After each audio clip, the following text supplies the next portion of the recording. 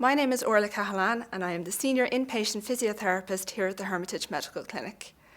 I'm going to take you through some of the physiotherapy interventions you should expect to receive after your joint replacement surgery here at the Hermitage. So why do you need physiotherapy after a joint replacement?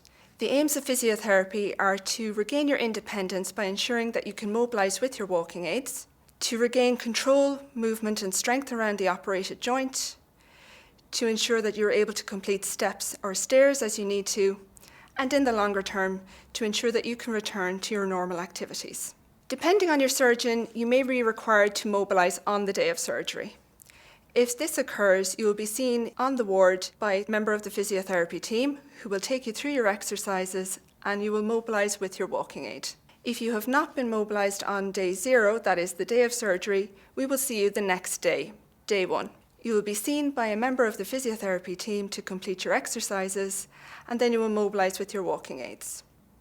On day 1 after your surgery, you will typically be seen twice by physiotherapy, once in the morning and once in the afternoon. You may also complete steps or stairs today. If you have achieved all of your physiotherapy goals, you may be discharged from physiotherapy on day 1. If you have not achieved all of your goals, you will be seen again day 2.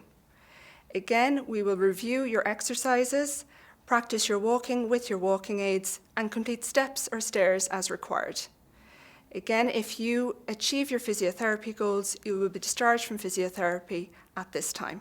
If you have not achieved those goals, you will continue to be seen on a daily basis until you do so. On discharge from physiotherapy, you will receive a physiotherapy transfer letter to be provided to your own physiotherapist in the community. It is your responsibility to organise your physiotherapy on discharge from hospital.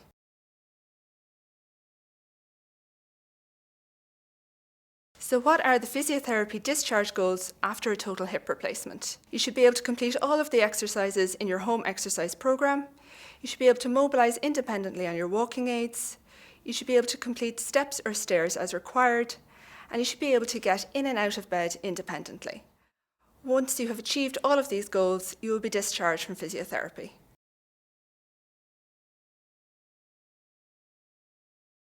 Following your total hip replacement surgery, there are a number of precautions you should follow. You will not be allowed to bend down towards the floor, so you will not be able to tie shoelaces. You should also not bend your knee above your hip for the first 6 weeks after your surgery. You should not twist on your operated hip, so when you turn, you should pick your feet up off the floor. You also will not be allowed to cross your legs, so you will be sleeping on your back for the next 6 weeks. All precautions should be followed for 6 weeks or as your consultant advises you.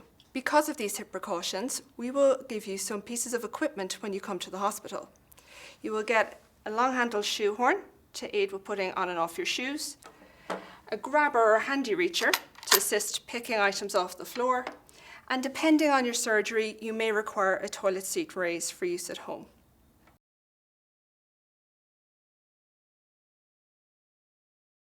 These are the exercises you will be doing after your total hip replacement surgery. The first one is ankle pumps, moving the ankles up and down. This is going to help prevent clots forming in your calf muscles. We recommend that you start these on the day of surgery. Okay, the next exercise we're going to do is for your thigh muscle. So you're going to push the back of the knee down towards the bed, tightening the thigh muscle, bringing the toes up to you for a count of 5, 4, 3, 2, 1, and then relax. And again, pushing down, tightening the thigh for 5, 4, 3, 2, 1, and one more, pushing down, 5, 4, 3, 2, 1. The third exercise is for your gluteal muscles, which are the muscles around your bottom. For this, you're just going to tighten the glute muscles, so contracting the muscles in your bottom for a count of 5, 4, 3, 2, 1, and relax.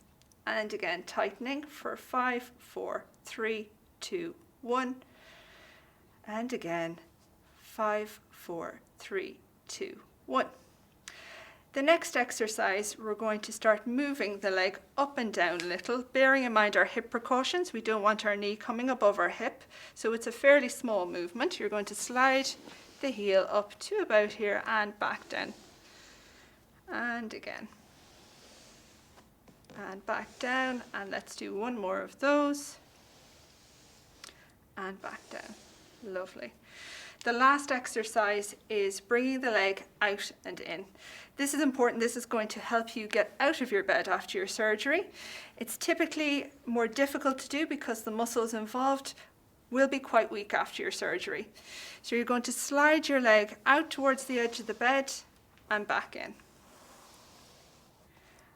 Out and in, making sure that your kneecap stays pointing to the roof, that your hip isn't twisting. And let's just do one more of those, keeping a nice alignment, and back in.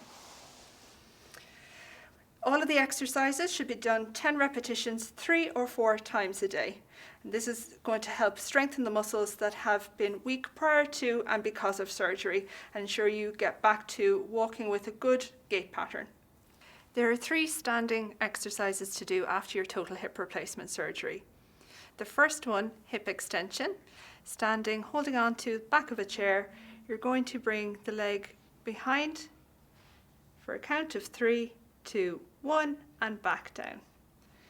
We'll do that again, behind for 3, 2, 1, and back down.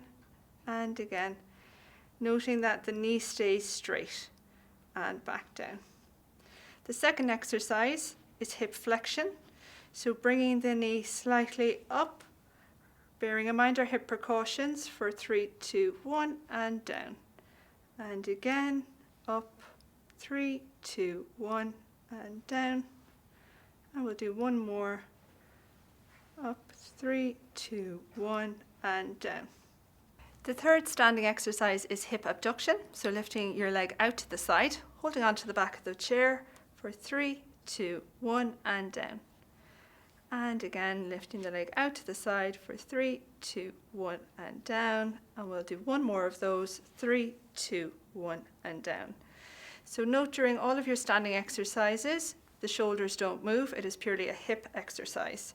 And these are to be done 10 repetitions, 3 to 4 times a day, in addition to your bed exercises, in order to fully strengthen those hip muscles that would have been weak prior to your surgery.